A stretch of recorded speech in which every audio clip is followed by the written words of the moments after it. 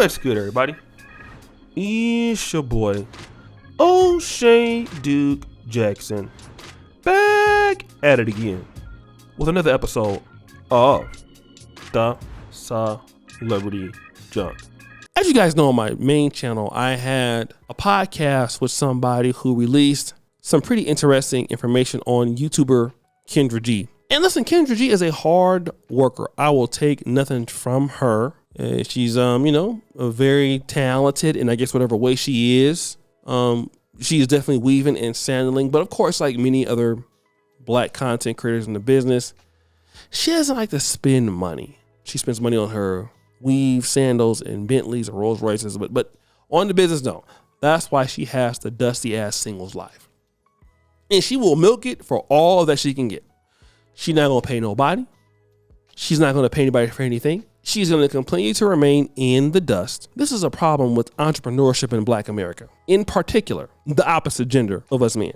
We see them bragging about how much business they're doing, but there's a problem with paying people. Let me leave that where it is. Now, because there is no investment in Kendra G's dustology, she tends to attract the Dustiness from the black internet. And because she does, many of them are single moms. And I want to give an example of what I'm talking about, which I'm going to do a video on it by itself. But this is a lady here who has 5 kids, and I want you to just hear what she has to say. What's your zodiac sign? I'm a Leo. Leo, you have any children? I have 5. 5 kids. How old are your kids? Nay is 24. LJ is 18. Serenity is 19. Kari is 8. And Cartel is 6. Oh, okay. The first time I got all the names with the ages. Okay. Real quick, Tamika Thompson said, Seb, you want a guy that makes 75 to 80K. What's your profession again? I take care of my family. I'm assuming that you make 80K. I'm well off. I make a little some, I'm comfortable. I can take care of my children and myself. Okay. Would you date a guy that made less than 80K or no? I would hang out, but that's not like someone that I can see like providing and taking care and raising a family with. Not me per se. Okay. Your child's father made 80K or more, correct? He lived comfortably. Did he make more than 80K? He made about 50, 60. Okay, so he didn't make more than 80K, but now the requirement would be 80K. Of course. It would have to be. Now, I want to give a shout out to the brother who made an excellent video on this. His name is the THPP Network. He's doing some excellent work there. Excellent work. Both of those brothers over there. Getting a lot of views. And here's what Kendra G said about single moms and entitlement.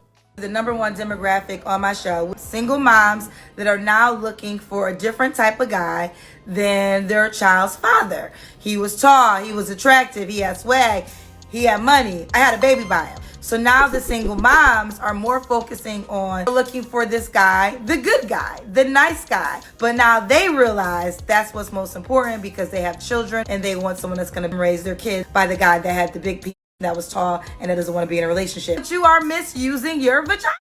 Why should Ray Ray jump to the equation and become Prince Charming when you let Pookie have the vagina for chicken and your vagina only go to the man that wants the things that you desire? All right, so that is what they have said, family. Let me discuss this in many points today so you Negroes understand it. On one hand, you let anybody come to your show. Women that click the link, any kinds of kids, it don't matter. 30,000 kids, 40,000 kids by 15 different guys coming from the dustology of Black America. Then you're upset because they're entitled. Well, aren't people that come from the hood entitled? Now, then you reached out to this particular brother grandson out of Uganda, a model, okay, a brother who makes his own money, a brother that's doing very well. You're talking about come on to his dating show so you can match him with somebody that most likely is a single mom. You've already talked about this here.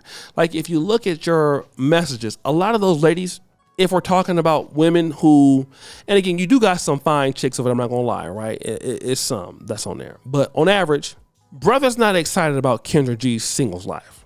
Single moms and dudes that come out of the pen are upset about Kendra G's singles life.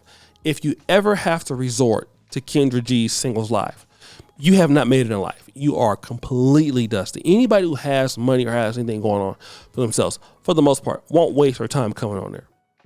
Unless that person is lying.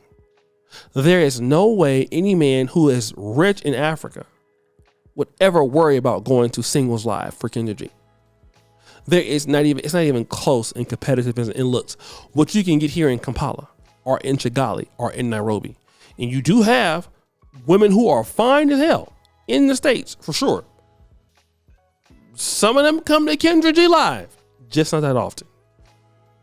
But you expect that men would come and want to deal with what you're talking about having, and you have basically a singles live dating show for felons. This is why everybody reviews it.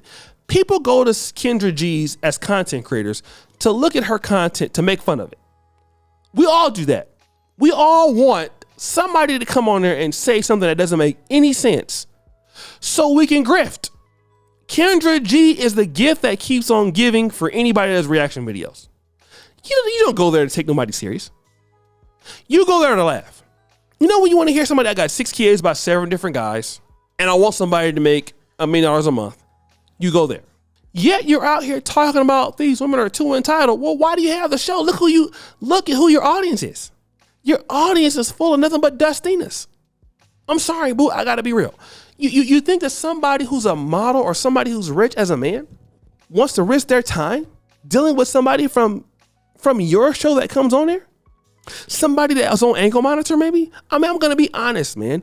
When you look at Kendra G's show, about 88% of those people probably have felonies.